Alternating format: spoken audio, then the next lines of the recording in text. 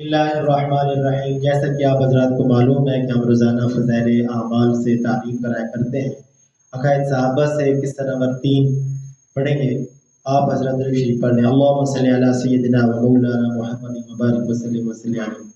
صلح حدیبیہ اور ابو جندل رضی اللہ تعالیٰ عنہ اور ابو بصیر رضی اللہ تعالیٰ عنہ کا قصہ۔ سن 6 ہجری میں حضور اقدس صلی اللہ علیہ وسلم عمرہ کے ارادے سے مکہ تشریف لے جا رہے تھے۔ کفار مکہ کو اس کی خبر ہوئی اور اس خبر کو اپنی ذلت سمجھے، اس لیے مزاحمت کی اور حدیبیہ میں آپ کو رکنا پڑا۔ جانثار صحابہ رضی اللہ تعالیٰ عنہ ساتھ تھے جو حضور صلی اللہ علیہ وسلم پر جان قربان کرنا فخر سمجھتے تھے۔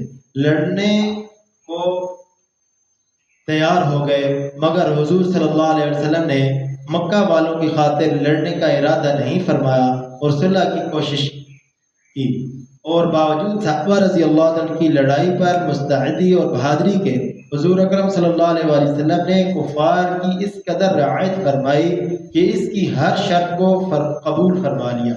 صحابہ رضی اللہ عنہ کو اس طرح دب کر صلح کرنا بہت ہی ناگوار تھا، مگر حضور اقدس صلی اللہ علیہ وسلم کے ارشاد کے سامنے کیا ہو سکتا تھا؟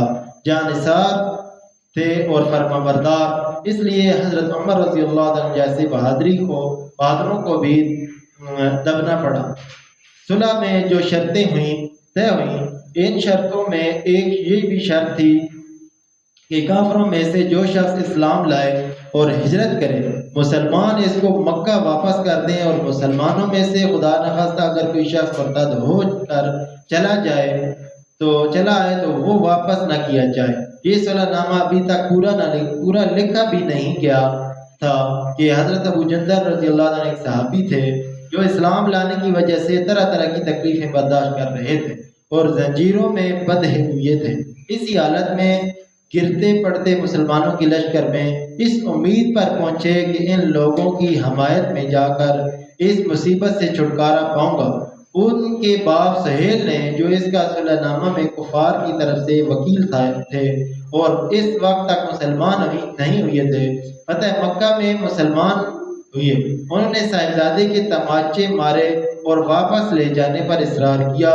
حضور صلی اللہ علیہ وسلم نے ارشاد فرمایا کہ ابھی صلح نامہ مرتب بھی نہیں ہوا، اس لیے ابھی پابندی کس بات کی؟ مگر انہوں نے اصرار کیا۔ پھر حضور صلی اللہ علیہ وسلم نے فرمایا، ایک آدمی مجھے مانگا ہی دے دو، مگر وہ لوگ ضد پر تھے، نہ مانا۔ ابو جندل رضی اللہ تعالی عنہ نے حضور مسلمانوں کو پکار کر فریاد بھی کی کہ میں مسلمان ہو کر آیا اور کتنی مصیبتیں اٹھا چکا، اب واپس کیا جا رہا ہوں۔ اس وقت مسلمانوں کے دلوں پر جو گزر رہی ہوگی اللہ ہی کو معلوم ہے، مگر حضور صلی اللہ علیہ وسلم کے ارشاد سے واپس ہوئے۔ حضور صلی اللہ علیہ وسلم نے تسلی فرمائی اور صبر کرنے کا حکم دیا اور فرمایا کہ عنقریب حق تعالی شانہ تمہارے لیے راستہ نکالیں گے۔ صلح نامہ کے مکمل ہو جانے کے بعد ایک دوسرے صحابی ابو بصیر رضی اللہ عنہ بھی مسلمان ہو کر مدینہ منورہ پہنچے۔ کفار نے ان کو واپس بلانے کے لیے 2 آدمی بھیجے۔ حضور اقدس صلی اللہ علیہ وسلم نے حسب وعدہ واپس فرما دیا۔ ابو بصیر رضی اللہ عنہ نے عرض بھی کیا کہ یا رسول اللہ، میں مسلمان ہو کر آیا، آپ مجھے کفار کے پنجہ میں پھر بھیجتے ہیں۔ آپ صلی اللہ علیہ وسلم نے ان سے بھی صبر کرنے کو ارشاد فرمایا اور فرمایا کہ انشاءاللہ قریب تمہارے واسطے راستے کھلے گا۔ یہ صحابی ان دونوں کافروں کے ساتھ واپس ہوئے۔ راستے میں سے ایک سے کہنے لگے، یار تیری یہ تلوار تو بڑی نفیس معلوم ہوتی ہے۔ شیخی بعض آدمی ذرا سی بات پر بھول ہی جاتا ہے۔ وہ نیام سے تلوار نکال کر کہنے لگا کہ میں بہت سے لوگوں پر اس کا تجربہ میں نے کیا ہے۔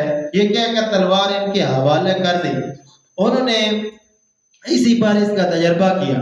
دوسرا ساتھی یہ دیکھ کر ایک کو تو نپٹا دیا، اب میرا نمبر ہے۔ بھاگا ہوا مدینہ آیا اور حضور اکرم صلی اللہ علیہ وسلم کی خدمت میں حاضر ہوا۔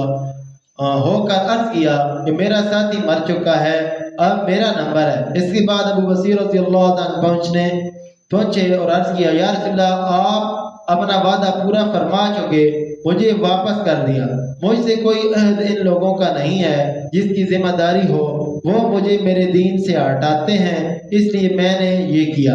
حضور صلی اللہ علیہ وسلم نے فرمایا کہ لڑائی بھڑکانے والا ہے، کاش کوئی اس کا معین و مددگار ہوتا۔ وہ اس کلام سے سمجھ گئے کہ اب بھی اگر کوئی میری طرح میں آئے گا تو میں واپس کر دیا جاؤں گا، اس لیے وہ وہاں سے چل کر سمندر کے کنارے ایک جگہ آ پڑے۔